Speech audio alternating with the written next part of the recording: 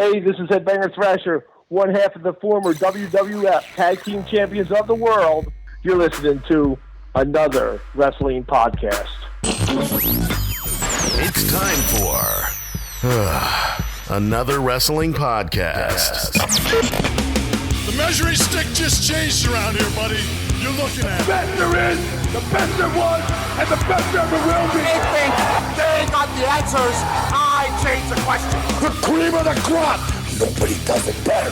These are the best in the world, brother. These are the best at what they do. When we talk about the legends of the sport, there's only two in my book. Another wrestling podcast. Another wrestling podcast. Now can you dig that, sucker?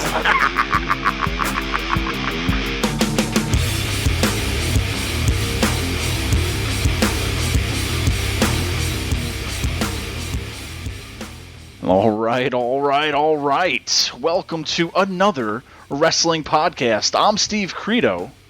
And I'm Jonathan Benjamin. Stay tuned, because joining us on the show today, we have a former tag team champion, a former hardcore champion. He is one half of the Headbangers.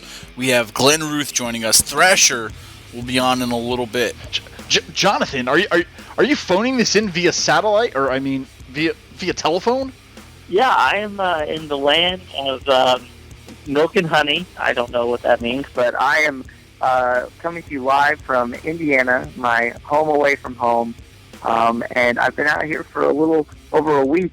There was a lot of wrestling going on out here, believe it or not, and I went to the NXT Indie show, and it was an amazing show, and got a lot of press.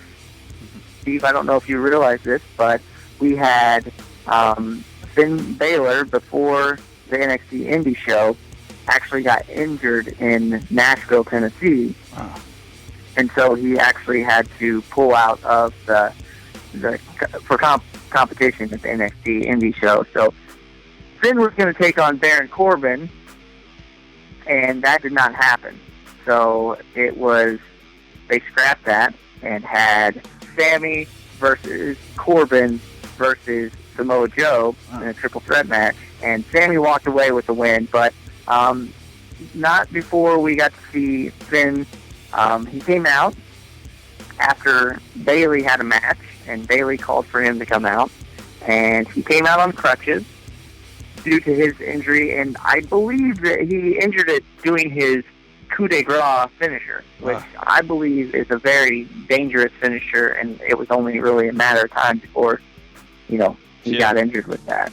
Yeah, that's right. Did they ever say anything about how long he's going to be out, or did he mention anything like that, or no? When he was there, he kind of talked about it and said it wasn't severe, and, he was going to get reevaluated this past Monday, and we're going to see. But I've heard that he's supposed to be ready for NXT Albany, which we will be going to soon. So definitely. That's good news. Yeah. Fingers crossed. But we got to see Bayley and him were in the ring, and they really had great chemistry and were talking and stuff. And Finn said, is there something Bayley said, is there something that I can do to make you feel better? And everybody thought that she was just going to hug him. And he went over and whispered in her ear, and she went back to back, and Finn's music hit, and she came out and did the entire Baylor Club entrance, which was awesome, and everybody totally got into it. But it was great. There was a report that Finn fell when he was coming down the ramp, but I didn't really see it. He, did a bump in the ring. Yeah, but I saw that in the video. But yeah, I didn't see that. Yeah. Huh. Yeah, so I don't know if people were just, those crazy dirt sheets, man. You can't believe them. That's right. But yeah, that's a very good topic, I guess, because Finn was injured, and the whole wrestling world is still kind of mourning from the sudden retirement of Daniel Bryan. So I think that you hit it again. I think maybe today we should kind of talk about some of the wrestlers maybe who or forced to retire too soon. Daniel Bryan, we're just coming off of that. The man, we didn't know what was going to happen. It's it, man. That's it. He's done. He's retired for injuries that whatever they saw in his brain or whatever. He admitted he had a bunch of concussions throughout the years, throughout his career. It takes a toll on your body, and a lot of these moves, man, that these guys are doing, I think they got to realize if you want a lengthy career, you definitely have to space it out. And poor Daniel Bryan, Jonathan, any thoughts briefly about that? I mean, it's a shame. I mean, I got to see his last Ring of Honor match before he moved up into the WWE, and I feel like I've been there his whole career for the WWE, and now it's done. It's amazing, and it's sad, and but first and foremost, his health is more important. But I mean, it's a shame, I guess, that it came to an end so soon, right? Yeah, but you know what? It's crazy to think he was one of those guys similar to Shawn Michaels that everybody thought wouldn't succeed because he wasn't as big as Hulk Hogan or, The Rock or somebody like that. But he really kind of captivated everybody that was watching wrestling. And, he was an indie guy, which carried a lot of weight for a lot of the other guys that came in after him. And had some very amazing matches, and the whole thing with Connor's Cure that he helped with. And I hope that they keep him on in some sort of ambassador role, or maybe he's the GM or whatever. But he's such a great talent. Every time that I met him, he was just great to talk to and a stand-up guy.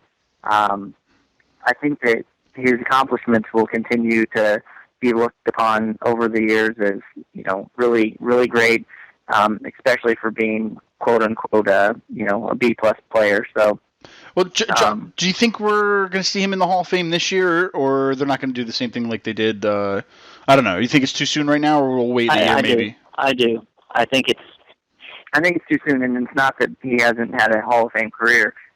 He definitely has, but I just give it time to breathe, kind of, right? Give him some time. Yeah. Yeah. All right. Well, I mean, like I said, we've seen a lot of these injuries are happening. Jonathan, a lot of wrestlers have gone too soon and forced into retirement. There's a long laundry list, if you will. Maybe we could touch upon some of these guys and get our thoughts about it, right? Yeah, no, I think that it's something that we should talk about, and we've brought up this question before, and I'll ask you right now. With thousands of shows a year. Whether it be independent or WWE or whatever, these guys are typically working almost 300 nights a year, probably. Do you think that wrestling needs some sort of off-season, or, we've even brought up the fact that they maybe need to do a roster split, because that would kind of help with taking the toll off some of these guys. What are your thoughts on that? Yeah, it's a combination of spreading out the shows, because, we could talk about any other kind of promotion out there, from Lucha Underground to Ring of Honor to TNA to WWE, of course, any and all these promotions. But I think more importantly, if we just focus on the King of the Mountain, WWE, if you will, you can count on your hand how many shows they have a week. With the main roster alone, you got Raw, you got SmackDown, and then I know, granted, they're all taping in one night, but you have the main event and whatnot. There's a lot of things going on every week, and especially 3 hours on Monday of wrestling. And these guys are traveling at the same time and also doing house shows during the week. So there's a lot of shows going on, a lot of things happening. And it's like, like we said at the beginning of the show, Finn Balor hurt his foot doing this high-risk move. A lot of these moves, man, I wouldn't be surprised if they just cut them out and then just save them for, like, WrestleMania or the pay-per-views. Like, you'll never see these guys do these moves on a house show or on a TV taping. Like, they're going to have to give them, like, a regular finisher. And then if they're going to do something high-risk, it's only going to be, like, once a month kind of a thing, I think. I don't know. It's going to be something like that. But, you have all these guys wrestling all week, nonstop, for how many plus days a year, how many weeks out of the year. Something has to come to a point to where, what don't we need anymore kind of thing. They definitely have to figure out a better system. They have so many wrestlers, man. So many wrestlers that there's, you don't even know what to do with them anymore. You have groups like the Social Outcasts, 4 guys that they just don't know what to do with anymore, so they threw them together. Then you have the League of Nations, another bunch of guys that they didn't know what to do with, so they threw them together. It's like there's an overabundance of talent that they kind of just need to figure out what they want to do with and spread them out and, give everybody a time to shine and, split it up. I mean, granted, if you're a champion, you could be on every show kind of a thing, but these other guys, they really just need to give them like that little bit of a spotlight on TV so that they're known, and then just do like a house show here and there.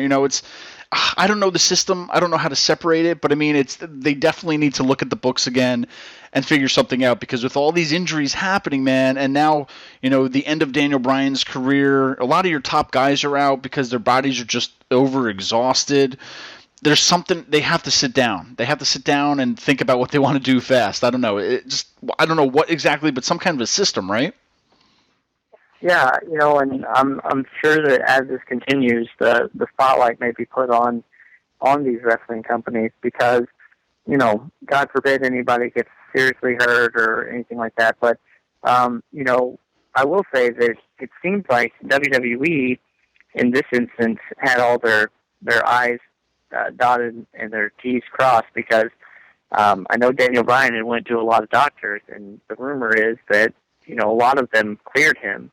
But it was the WWE doctor that wouldn't clear him. So, I don't know what they saw that the other people didn't, but, as selfish as it is to want to see Daniel Bryan continue to compete, I would never want anything bad to happen to him. And so, I think we've talked to a lot of people on the show before, and they've said that WWE's doctors and staff and stuff have went, just so much more in depth over the years, and they're just making sure that these guys are getting better and getting the help they need. And so I am thankful for that. But, I mean, for a selfish reason, once again, I would love to see a roster split that would kind of ease up everybody, I think. And then also it may help with overworking some of these people. So I'm in favor. I also think that, take a look at some of these moves, these finishing moves. I'm not a big fan of the coup de grace, the jumping off. I was always nervous when Low-Key did it, or Caval, or, Sinchi and TNA, but also I'm not a big fan of it now with Finn. I think that he's got so much more potential, and there's so many finishing moves out there that, I mean, like, you look at the guys that are getting the biggest injuries, and they're the guys that are doing the high-flying moves, and we all love to see it, but at what cost, really? Exactly. Now I'm reminiscing a little bit now, too, because I was actually at the Ring of Honor show where it was Nigel McGuinness versus Daniel Bryan. I don't know. I think it was like 2009, maybe. I forget. It was around 8 or 9 or something like that. And, man, now look at it how many years later. Nigel McGuinness couldn't even get signed because of his injuries. And now Daniel Bryan is retired because of the kind of injuries he has. And they're young guys, too, man. You know what I mean? It's not like, they're 50. It's about time. You know what I mean? It's crazy how, some of these things are happening now to where Steve Austin was actually on Fox the other day, and he was talking about some of these injuries, and he made a good point to where, things are a lot faster these days, more athletic. They're doing a lot more crazier stuff, and, it's just happening all too soon. Back in the day, you look at Hogan and this and that. He's wrestling on TV like once a month or something like that. You know what I mean? To where he's not on TV every week doing something every 5 days a week nonstop. To where you saw him, but it was like gradually spaced out. And these guys today, man, it's all nonstop every day, more athletic. Rush, and it's just it's finally kicking into, I don't know, a lot of these injuries, man. But speaking of Nigel McGuinness, do you remember him too? I remember he was about to get signed from WWE too, but whatever his injuries were, I don't know the specifics, but he couldn't even get signed either. Yeah, there's an amazing documentary that kind of chronicles that whole thing, and it's called The Last of Nigel McGuinness. And I highly urge everybody to go out there and check out that DVD. But it's a shame, because for every handful of wrestlers that have, followed their dream and went, there's another handful that probably tried to go and some sort of injury kept them from competing. But, it's a tough business. That's why they always talk about this, don't try this at home. It's not. It may be staged, but it's not fake. And these guys and gals are putting their lives really on the line. And I think that one of the things that I saw was a lot of the older guys, the guys who were wrestling. I mean, if you think about it, back in the day, a headlock was, one of those risky moves, and they never jumped off the top rope, and they didn't have these ladder matches, and they didn't. I mean, I cringe. I watch these matches, and I just, it's exciting, and I mean, I'll tell you, one of my favorite matches to date was the Shane McMahon versus Kurt Angle King of the Ring match, where he threw Shane through about 15 plates of glass, and beat him up and did an angle slam off the top rope, and it was an exciting match. But the whole time I was just thinking, one of these guys isn't going to make it through this. And I think that us as fans have gotten more and more greedy over the years. And it's, it's the nature of things. That's why we don't all play Nintendo now. We have, PlayStation 4s and Xbox Ones and all that stuff. But I'm sorry, Jonathan, to cut you off. Yeah. I got a question before I forget it. Do you think this kind of this whole thing with Daniel Bryan now, do you think it snowballs into maybe a lot of guys on the indie scenes smartening up a little bit, being like, wow, maybe I shouldn't be doing all this crazy stuff because I actually want a long and prosperous career? You know what I mean? Like, do you think a lot of guys will wisen up, or is it just like, I don't know? I think it's a catch-22. I think it's one of those things. How do these indie wrestlers get noticed? Yeah. Because they do crazy things that the fans want them to do. Yeah. And what's the worst thing for them? To do the crazy things. So I don't think you're going to see it slow down. I think that a lot of people had a lot of respect for Daniel Bryan, but until the fans kind of, it's the same thing with ECW. Like you see that Mick Foley talked about it. These diehard ECW fans were really bloodthirsty, and I've been watching wrestling forever, and I've watched some amazing matches over the years that fans chant boring at just because no one, jumping off the top rope for 10 seconds.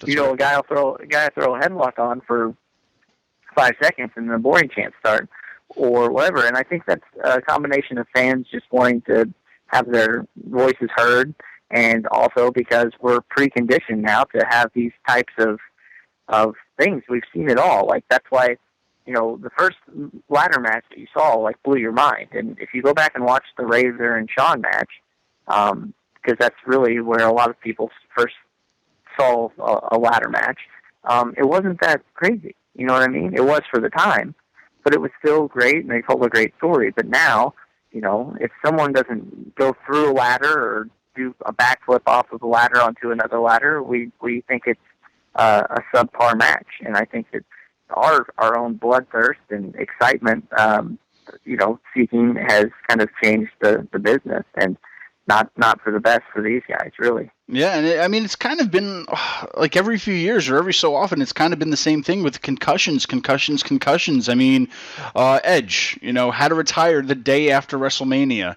And now more recently, too, before Daniel Bryan, Corey Graves, who just got his start in NXT, had 2 concussions down there, then had to announce his retirement. Here's a guy that just got hired by them, and then, these things happen to where it goes back to, like, how do they make it safer? It's pro wrestling. We understand that things are going to happen, but at the same time, it's like, I don't know. It's a head scratcher. Well, it's difficult too because, it's a competitive sport for the wrestlers themselves. Yeah. So, if you're the top guy right now, if you're Roman Reigns, all right, and you fall and twist your ankle, if you miss one Raw, then that's all right. But if you're gone for 4 to 6 months, then guess what? They've got someone waiting in the wings. Yep. And that's where it's bad because there's pressure. Maybe WWE doesn't put the pressure on the guys, but, if you're not there, you're not on TV, and the fans don't remember you because we all have short attention spans and short memories. So it's sad. It really is because we care about these people, but yet we're the first ones to say, bring them back early, or I wish they'd be back now. And so it's tough. It really is.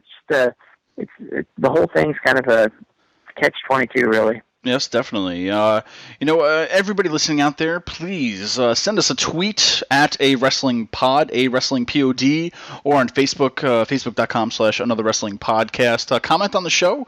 Let us know your thoughts about all these concussions, all these injuries.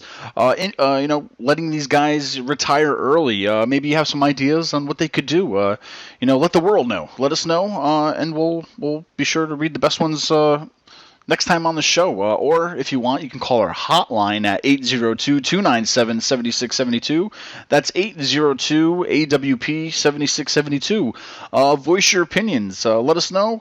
There's multiple ways to reach us. So we want you to be a part of the show. But joining us right now in the studio is also another guest who's actually hit with an injury, who actually led to the split up of their tag team, the Headbangers. He is Glenn Ruth, a.k.a. Thrasher, joining us right now.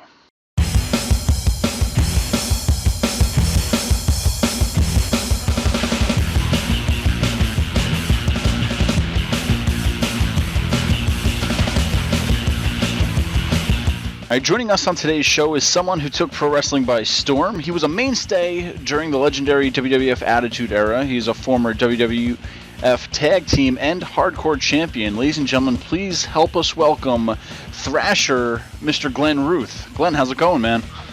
Hey, it's doing all right. You forgot one thing, NWA Tag Team Champ. NWA Tag Team Champion, of course. That's right. I got to get all the accolades I can get. Well, thanks so much for joining us today. Many fans know about your wrestling career, but wrestling wasn't the first sport you excelled in. Can you tell us a little bit about your football career briefly? Well, when I was younger, I played, like my local town had a Pop Warner, I guess they would call it midget football or Pee-wee football, whatever they called it. And I was like 7 years old, and I played high school or football all throughout past high school and stuff like that. And was selected on the All-State team and All-American team, all that stuff, and had letters from colleges to go, and I opted out and didn't do it. I was quite, I guess, football player back then. Sure. Now, do you wish you had stuck with football instead of pursuing pro wrestling? I wish I would have, probably tried to go to college. I wish I would have attempted to go farther with it. I was very hard-headed when I was younger, so I wasn't into school per se. I just went to, I went to school to play sports. That's what I went to school for. When I was in the beginning of school, I played, football, and then during the winter I wrestled. And then, I guess during the off time from wrestling, or after wrestling was over, I hardly ever attended school then. Mm-hmm. So, yeah, I went to school to play sports. So, I just wasn't much into the whole academics and stuff like that. And, I wish I would have at least tried it. Sure. Now, fast forward a little bit. You started training at the Monster Factory. Was training for pro wrestling what you expected, or was it tougher than you originally thought? It was so. The ironic thing about that is I was never really a wrestling fan, so I didn't know. I mean, I watched it every so often on cable TV when they were over at the Philadelphia Spectrum way back when. And I watched it occasionally, but I never really thought I was going to pursue it as a career. Mm-hmm. And then once I left high school and I wasn't having that physical contact and that aggression release or anything else like that, I was kind of missing that in my life. So instead of, being with my mom or, girlfriends at the time or anything else like that, I decided it would be a safer bet to go try this thing called the pro wrestling stage and stuff like that. Mm-hmm. So, I mean, it was the thing that was the hardest was falling. I mean, because what's your first instinct when you're falling backwards? Yeah. So put your arms down. Yep. You don't want to do that in pro wrestling because you'll break your arms. Mm-hmm. So, yeah, I mean, just trying to break the mold of oh my God, I'm falling, let me catch myself, to holy crap, let me just make sure I tuck my chin and don't bang my head on the mat and knock myself out. Yeah. Now, was there one important thing maybe that you took away from the Monster Factory that you learned there? Everything. I mean, if it wasn't for that school and the teachings there, and Larry Sharp, and meeting the right people and stuff like that through him, I would have never, I would have never been able to do what I did. I mean, he let me, once I got up and I was, through my training, because he let me kind of take the guys under my wing, and I was his head trainer at the time, mm-hmm. and that's how I met Chaz. So, he kind of paved the way for me for a lot of things. So, without the Monster Factory, I wouldn't have been anywhere that I was there. Sure. Now, yeah. Now, you toured the world spending time wrestling in Japan and various territories across the United States. What were some of the biggest differences maybe between your time in Japan and wrestling here in the U.S.? Wow. Japan was so weird because I knew nothing about Japan. I was in the business maybe 6 to 8 months before I went over to Japan for the very first time. Mm-hmm. And I was greener than the grass is. And it was such a shock it was my first time ever out of the country or anything else like that. So it was just really, it was bizarre because, I've seen the fans in the States and how they react and stuff like that. And it wasn't like that over there. I mean, they react to, pinfalls and, stuff like that. And they don't really, they're not sitting there yelling at you the whole time or anything else like that. It was just, the crowds were different. Sure.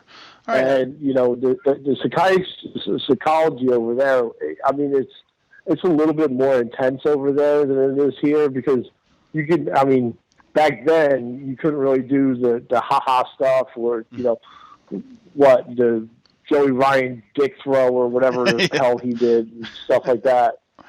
So, it wasn't really like that over there back then. Sure. I mean, you had people like Abdullah the Butcher and Stan Hansen that the little Japanese people would just scatter if they looked at him.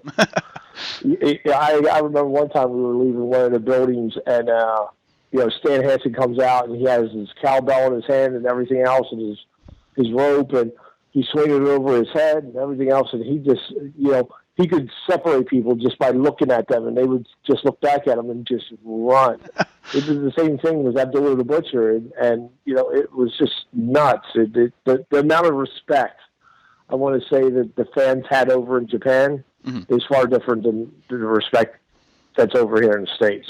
Sure. Now, speaking of territories that you worked for, USWA, Smoky Mountain Wrestling, before going to the WWF, do you think that territories made you more rounded as a performer? Absolutely. Absolutely. Because, I mean, it didn't matter then how much you were getting paid or anything else like that. You were in the ring 5-6 nights a week, honing your character, honing your skills, wrestling different people. Just different things that happen in the ring, how to react to them and stuff like that. Absolutely. Mm-hmm. Between Smoky Mountain and USWA, absolutely. I mean, we became the Headbangers in Smoky Mountain Wrestling. Jim Cornette actually gave us the Headbanger name. Oh. So, yeah, absolutely. And I think that's, what's different nowadays. There is no territories like that. Sure. Now, speaking of the Headbangers, you and Chaz were brought into WWF. At that time, was Vince or anybody excited about the Headbangers, or was there any other ideas being thrown about for you guys? Well, it was weird because when we came into WWF, we were under Jim Cornette was closing down Smoky Mountain. He couldn't spend the time at Smoky Mountain because he was more doing full time with WWF. So he went to Vince and he said, listen, I got lots of guys that I would like to try to get in here and everything else. So Vince came up with a part-time contract. And what the part-time contract consists of were guys that just came in and did TVs. Monday, Tuesday, every single week. That's all you did was Monday, Tuesday TVs. So, and then he wanted to get away from the whole squash matches where the superstars went out and became superstars. He wanted the more competitive back and forth, and then the superstar. So he wanted more competitive matches.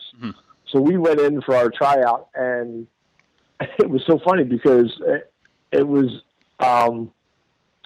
Vince and Shane are up at the gorilla position, and everybody's up there, Pat Patterson and Gorilla Monsoon, and everybody's up there. And, Shane looks at us, he goes, "Oh my God, you guys are wearing Marilyn Manson shirts. I love that guy." So yeah, Shane McMahon was a huge Marilyn Manson. I don't know if he was a huge Marilyn Manson. He was a Manson fan. He had his autobiography book in his office and stuff like that. So I think they were more, impressed with how we were ring-wise because we went in there and one of the first matches we had were with Doug and Phil. Doug Furness and Phil LaFong. And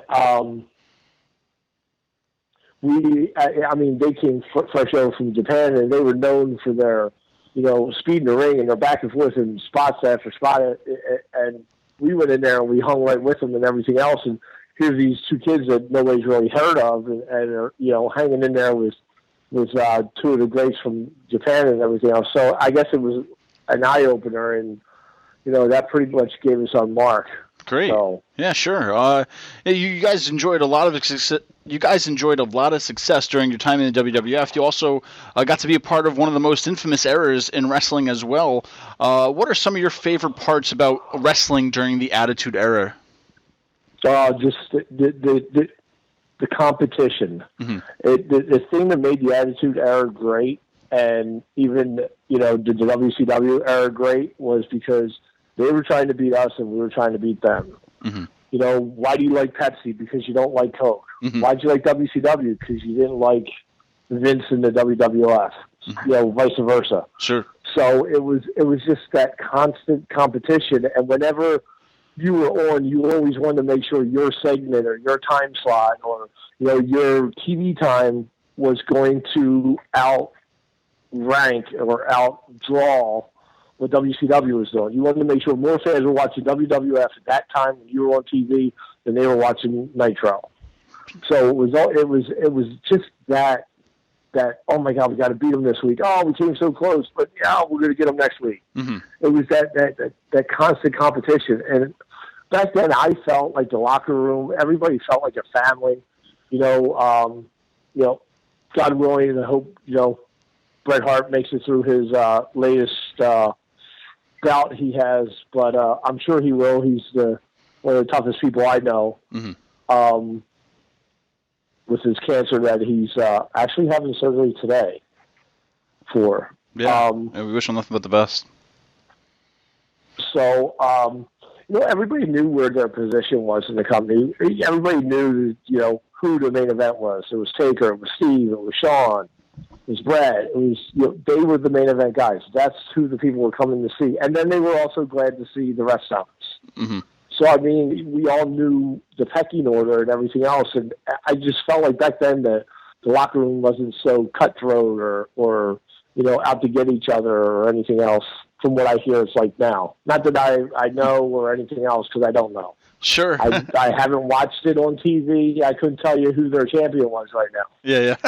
All right. Now, speaking a little bit about locker rooms, we always hear about a crazy partying that happened in the ECW locker room, but we have to assume that maybe something like that was going on during the Attitude Era. Are there any fun stories or anything that comes to your mind that that went on during your time in the WWF, or no? We always had the of course, with Davey and Owen being in the locker room with you always had, those two pulling pranks on you with either dropping stink bombs when you're sitting there talking to Vince and, Vince is looking at you like you just, shit yourself. Or, you go in at the end of the night after Raw's over and you go to grab your wrestling bag and it's attached to a table because Owen just padlocked your bag to the table, Oh. and then you got to show up the next day at SmackDown with this table and your bag. So, I mean, there was always stuff like that Sure. went on. Not so much partying-wise or anything else like that. I mean, guys respected it. Sure. I guess the locker room like that. Mm-hmm. Not saying anything bad about ECW because they were their own niche. I mean, Sure, ECW, there'll never be another one like it. Mm-hmm. So, Of course. it was a lot different. I guess for us, we didn't really have that kind of partying or anything. I mean, there's been a couple times, I've heard Bradshaw, duct tape certain guys to tables. So, just for fun, just because. All right, well, so, sure. A couple times that he would hide Mark Henry's crutches when he had a broken leg and say Vince wanted to talk to him by the ring and have him start hopping all the way down the ring and then he'd say, never mind, here's have him hop all the way. Yeah, I mean, just funny stuff like that, yeah. Great, yeah. Now, fast forward a little bit more now, too. After leaving the WWF, you joined the ranks of the independent wrestling scene. Did you guys enjoy the freedom that you had performing during that time? Was it less hectic, the WWF? It's funny because, I mean, the traveling and the schedule that you have to have with the WWE is, oh my God, it's ungodly. The amount of time that you're on the road versus the time that you're home and everything. You're home enough time to, unload your bag, wash your clothes, and then repack and leave again on Friday. Mm-hmm. If you were on a card Friday night, you got in Wednesday, you had enough time to wash, maybe see the kids for a half a day, and then you were back on the plane again. So, I mean, the fact of doing the independence and stuff like that, it gives you a little bit more freedom. You can kind of pick and choose and stuff like that. I mean, we like doing them because we're giving back to the younger guys. I mean, I've always liked being able to, not saying that I'm have all this knowledge or anything else, but just being able to give them, different scenarios and say, hey, back when I was doing this, or, I would do it this way. And, just passing on the knowledge and stuff like that to the younger guys and telling these kids, you know what, you might not want to do that moonsault missile for the top rope every single time you wrestle because you should save that for a big time. Yeah. A big match or, you won't be able to walk that much later. Definitely. I know. So it's basically, doing the independence is almost like a constant training seminar kind of thing when you're with certain guys. So, which we both enjoy. Sure. Now, throughout your wrestling career, did you ever feel out of love with professional wrestling? Probably when I initially left WWF, I fell out of love with everything. I mean, I didn't go to the gym anymore. I didn't, nothing. I got into the restaurant business and stuff like that, and I ballooned up to 315 pounds. And I distanced myself so far from pro wrestling, people didn't even know that was me. And then, I just, it was like a wake-up call. I looked at myself one time, and I came down to Florida to see Chaz and everything else, and it was more of a wake-up call, and I didn't want to go out like that. I wanted to go out like my way and and stuff like that. And I feel like what we're doing now and doing the independence here and there and stuff like that and being able to go out, my way and the way we want to go out. Sure, definitely. Now, have you guys heard anything about WWE re-registering the Headbangers trademark? Because I think it's about time we see some more Headbangers action figures or even some video game cameos. We have not heard anything like that. Actually, now we own the trademark on it and stuff like that. So, unfortunately, I don't see that happening. I mean, I can't even get us on the alumni page, let alone on a video game or a classic action figure or anything else like that. But, I mean, I would love to. I would love to go up for an old-time Raw or just one last, walk to the ring or anything else for anything. I would absolutely love it. I think we're going to have to start a grassroots movement now to get you guys up there now. I think all the fans out there are going to have to come together. That would be awesome. That would be awesome. Now, Glenn, we know you're yep. I would actually be interested to see how the fans today would react to us and how we are. Definitely. Lightning round. Is there a tag team that you would like to work with that you've never worked with before? Freebirds. All right. Favorite football team? Dallas Cowboys. What are your interests outside of the pro wrestling world? Going to Disney World. Favorite musician? Miley Cyrus. And if That's you a joke. if you had what was the greatest moment of your wrestling career? If you could narrow it by one moment. WrestleMania 13 and winning the tag belts. Now, Glenn, everybody out there, they're kind of in the social media universe. Is there a way fans can keep up with you today on social media? Absolutely. They can reach me on Twitter at GR Thrasher, THRASHER. I do my best to follow everyone back and talk to everybody on social media, because if it wasn't for the fans and everybody out there, there wouldn't be pro wrestlers. There wouldn't be the Headbangers. There wouldn't be us. We have nobody to work for or in front of. Awesome. Glenn Thrasher, we thank you so much for joining us today, and we really appreciate your time. All right, man. Thanks for having me. All right. We want to thank Thrasher for coming on and headbanging with us today. If you haven't listened to all of our interviews or seen all of our content on YouTube, I highly urge you all to go over to youtube.com/anotherwrestlingpod. Guys, hit that subscribe button, leave a comment, and, we are constantly putting more and more content on there. We've got great interviews with people and YouTube exclusives that you can't see anywhere else. So go on over, once again, youtube.com/anotherwrestlingpod. All right, Jonathan, we're talking about injuries, the tragedy of, guys like Daniel Bryan having to retire early. But I got another thing for you, too. It kind of has to go along with all this. There was a fan the other night. He was chanting, na, na, na, na, hey, hey, hey, goodbye. We get the whole point. He was chanting that song during the Daniel Bryan speech, and he was kicked out by security, and he wrote online, blah, blah, blah. He was kicked out, blah, blah, blah. And people online are saying, oh, it's a freedom of speech. Why would you kick him out during this? And I'm like, I don't know what your opinion is, Jonathan, but let me just get this off my chest, and maybe you could help fill in the gaps here. But, it has to go a big part about, this is, at the end of the day, it's a show. It's a very athletic show. We're part of what they're presenting to us at the arena or whatnot. And to be this disrespectful, I don't care if you hate the guy or not a fan of him. The guy is saying goodbye, pouring out his heart, telling what happened. It's not scripted. It's not part of the show. It's like this is his goodbye from it. And it's like I was raised with respect. You know what I mean? Like, granted, if you hate this person, you're still going to respect whatever they have to say, and then you carry on. You know what I mean? So for this guy, I remember even happening at the Hall of Fame too, where people were just chanting different stuff. But is there a lot of lack of respect in some of the fans to where they think they could just do whatever they want? It's like, oh, I paid my ticket, I could do what I want. I mean, this fan, I think, is just garbage to what he was doing. And like I said, I don't care if you hate the guy or you're not a fan of Daniel Bryan, but it's like, grow up, don't be a dick.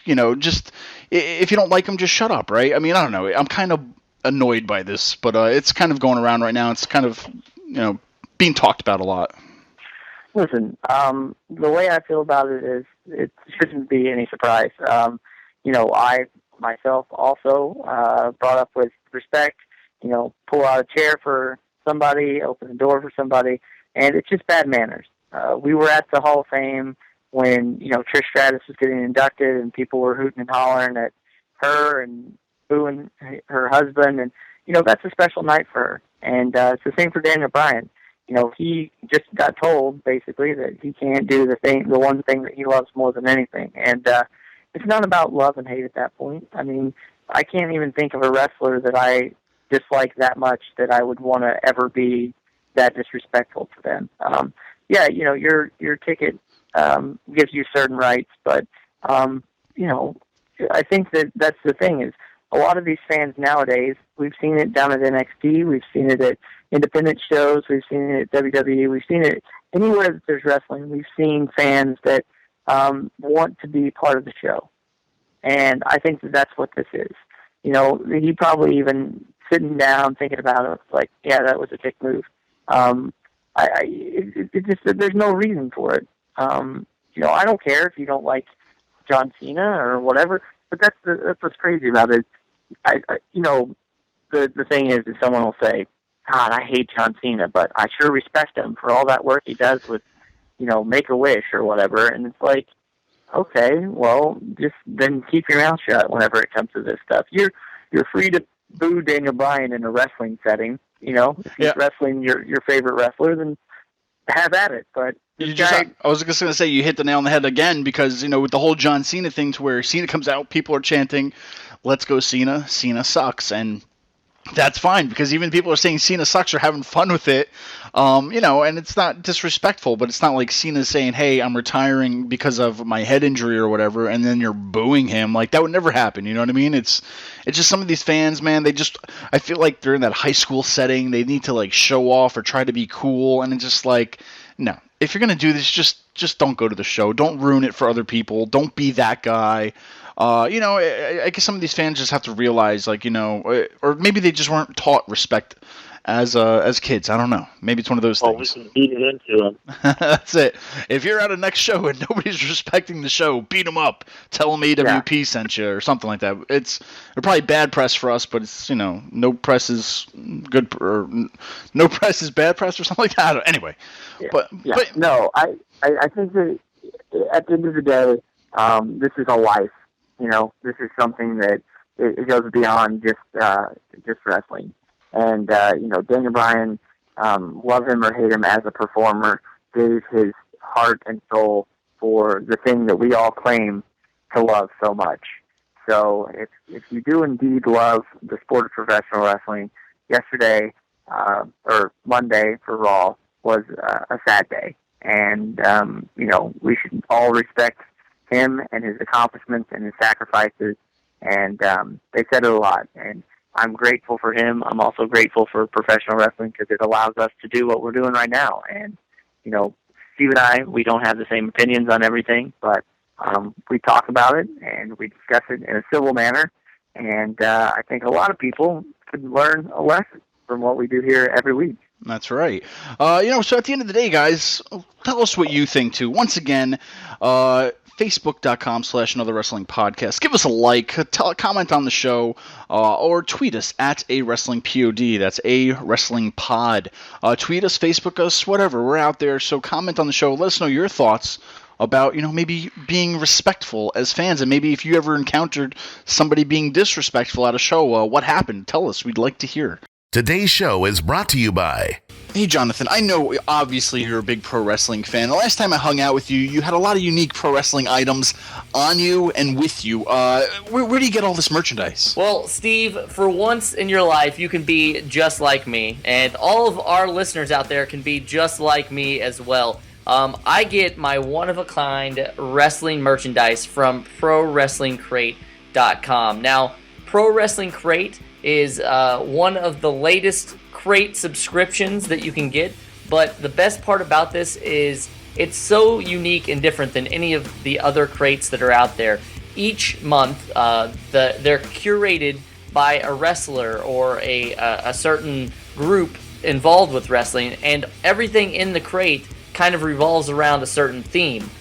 You get shirts, you get buttons, you get pins, you get coasters, you get everything.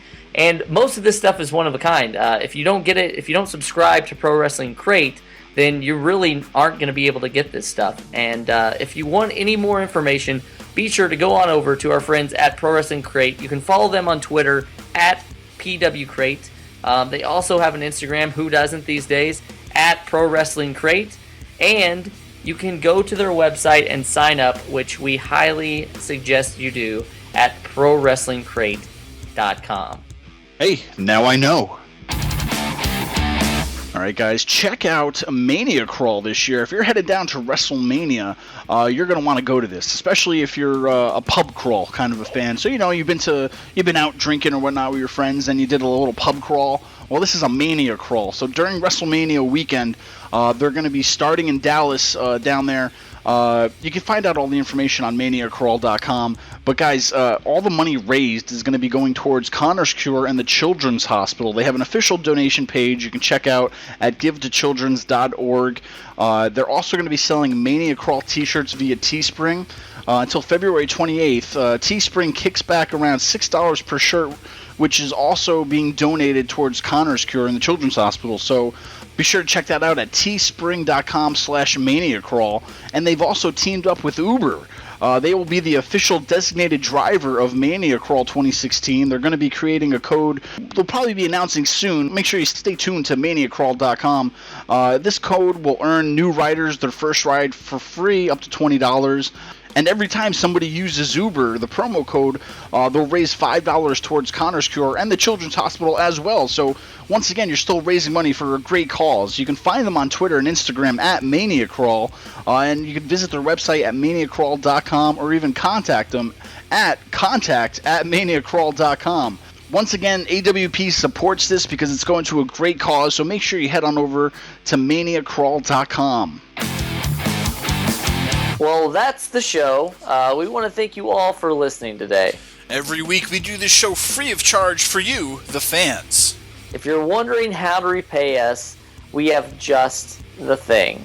Subscribe to us on iTunes, and while you're there, be sure to rate us and give us a good review. And if you're looking for more information about AWP, then head on over to anotherwrestlingpodcast.com. We are all over social media, and you can find us on Facebook, Twitter, Instagram, YouTube, and more. And if you're an AWP superfan, you can go show your support by going over to prowrestlingtees.com and buying one of our official AWP shirts. We couldn't do the show without you, so tune in next week for Another Wrestling Podcast.